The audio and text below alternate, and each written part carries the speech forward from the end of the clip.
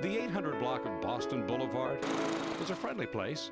Neighbors know each other. They're proud of their large historic homes.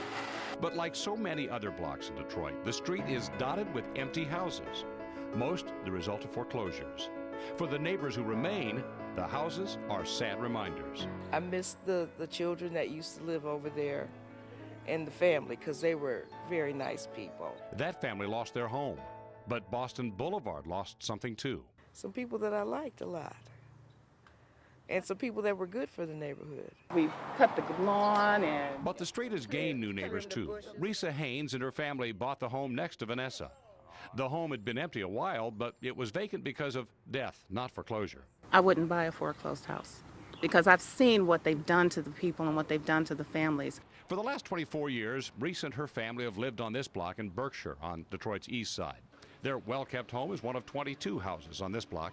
12 are vacant. Other streets in the Morningside neighborhood are even worse. I watched all of my friends lose their houses. I've watched them walk away from their houses. She said the troubles began when residency rules for city employees ended.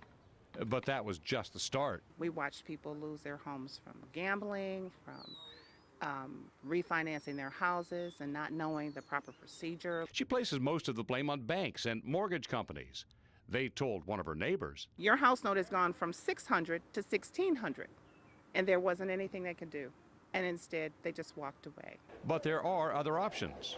Good morning, Detroit Nonprofit Housing. There are counselors who can help homeowners who fall behind in their payments. Because of the job loss, we have a lot of clients that come in. I've never seen it as quite as bad in 13 years. And the city is suffering from foreclosures right along with the residents. I think it destroys the neighborhoods, because then you have a lot of empty houses out there, and they get vandalized, they go in and take the things out, and then that's the start of blight. Avis Holmes is executive director of the Detroit Nonprofit Housing Corporation. Her agency is administering a new program for Detroit residents who are up to 3 months behind on their mortgage. It's called the Rescue Fund. The city will allow us to pay 3 months of your mortgage to assist you in avoiding foreclosure.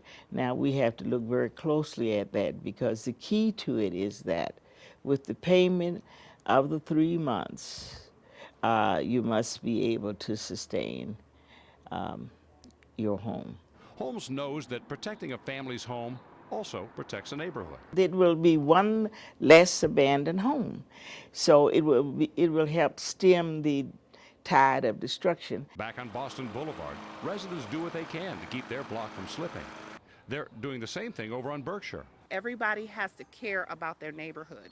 You can't just let the house next to you go. Risa is also fixing up her new home. We've decided to take our family and move into this neighborhood, where it's a little more sound. There's one other reason. Her house notes have gone up $200 a year, so she's leaving to avoid foreclosure.